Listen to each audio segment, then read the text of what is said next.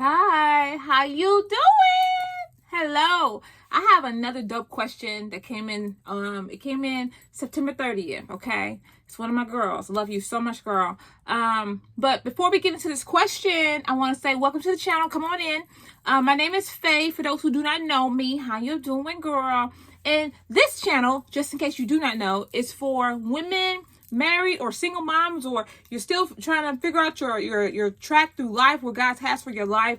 You just want a place you can come, hear some stories, learn some lessons, and maybe, pick a few things out that can work for your life and you apply it.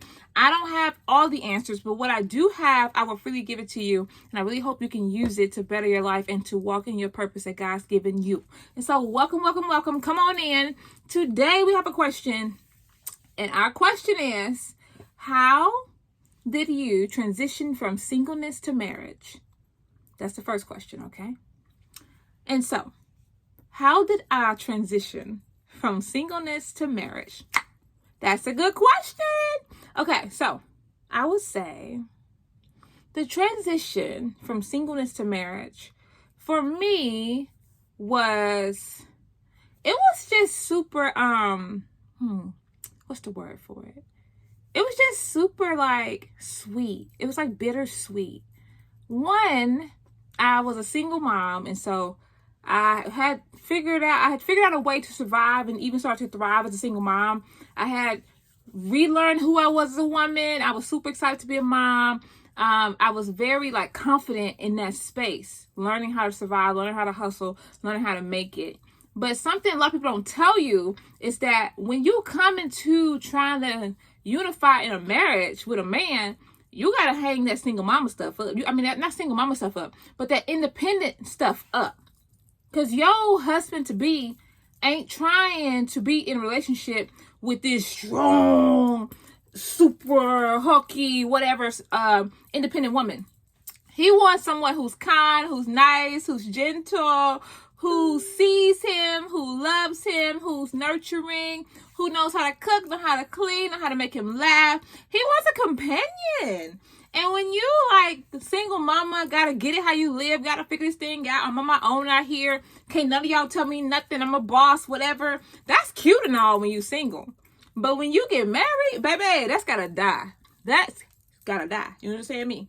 And so I had to deal with that. I had to deal with all those hurts that I thought I was over. They kind of resurfaced when I had somebody really trying to get to know me and really prying through my life. I had to humble myself. I had to ask myself the real question, are you going to be willing to submit? Do you even understand what submission means? Because for 30 years, Faye, you've been doing what you wanted to do, how you wanted to do it. And that ain't gonna fly if you want a healthy marriage. Had to ask some hard questions. Had to understand, Faye, do you really know what it is to be a woman? Do you really understand what that's about? Do you know how to raise a family? You only got one child. How are you gonna be able to deal when y'all have y'all kids? And so had to ask some real questions. And honestly, the first year of my marriage was really sweet. Our relationship was really good. But me, as the strong, independent woman, number one, I had a real fight with getting rid of my last name.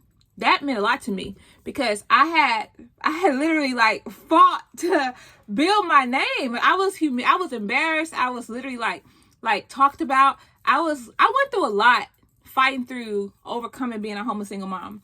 And so I had built up quite a reputation. And I was trying to build me an empire. It wasn't because I wanted to love people, help people. It was all about proving to them that I can do it. And no matter how hard I failed, no matter how much you laughed at me, no matter how much you talked about me behind my back, I was going to make you look stupid. Had nothing to do with loving people. And so I had to be humble. The Lord served me a healthy dose of humility. And so for the first year of my marriage, I grieved. Shanika Faye Kelly. It hurt my heart to have to give up my last name. It hurt me to have to surrender that independence. A lot of times you don't realize you idle being independent. You think you want to be married. I remember sitting with my friends and I'm like, oh, one day we're going to all be married. It's going to be so much fun. But you don't realize what all you have to give up in order to have a healthy marriage. He don't care nothing about how much money you bringing home. Granted, yes, he might want you to help him when he ain't making a lot. But I promise that's not going to make or break your relationship, because he going to figure it out. What he cares about is, do you have the qualities of a godly mother, a godly wife, a godly woman? And man, ain't nothing like a marriage that literally shines a bright light on who you are as a mom, as a wife, and as a future spouse. And so I remember it was really, really cool transition. But I had a lot of bumps in the road, and I had to literally do a lot of digging, a lot of self-reflection, a lot of dying to myself. I had to go before the Lord and be like, Lord, clean me, oh God, because Lord, I'm a hot mess. And honestly, I'm scared to trust this man, because what happened to me in my past, when I say it brings up everything that's laying dormant, baby, gonna be brought up. And so just be willing to allow God to expose you. You got to be willing to be vulnerable and allow God to open doors that you shut off and you haven't allowed no one to touch because of the pain that you felt from that. You have to be willing to go all the way there if you're trying to have a fruitful and successful marriage. You got to understand, when you are a single mom, a lot of people, I'm not going to say everybody, but a lot of people will not date you. They will not see you as somebody they want to be with. In fact, they will almost like degrade you in a way, make you like a second-class woman or whatever. But that's not the case. And you have to know who you are.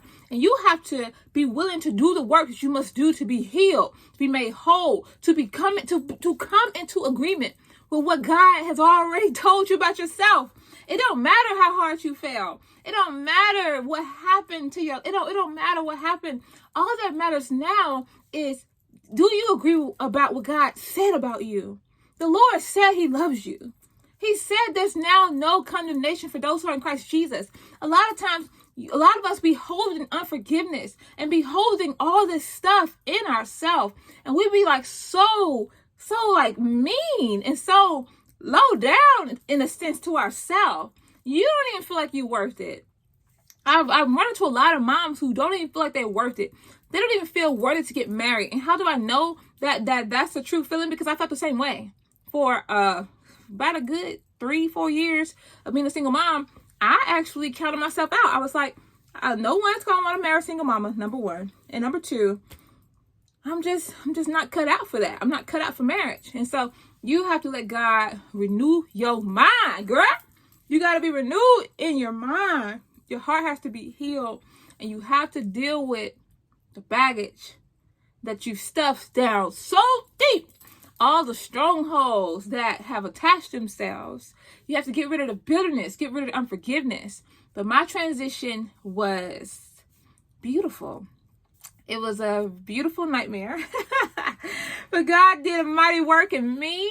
And when I say God gave me a beautiful wedding of my dreams, I did not have no money, but the Lord straight up came through for a sister. Because the Lord said, if you seek ye first the kingdom, and if you delight yourself in him, he'll give you the desires of your heart. And so the Lord knew I wanted a beautiful wedding, and God gave it to me. And I'll share about that later.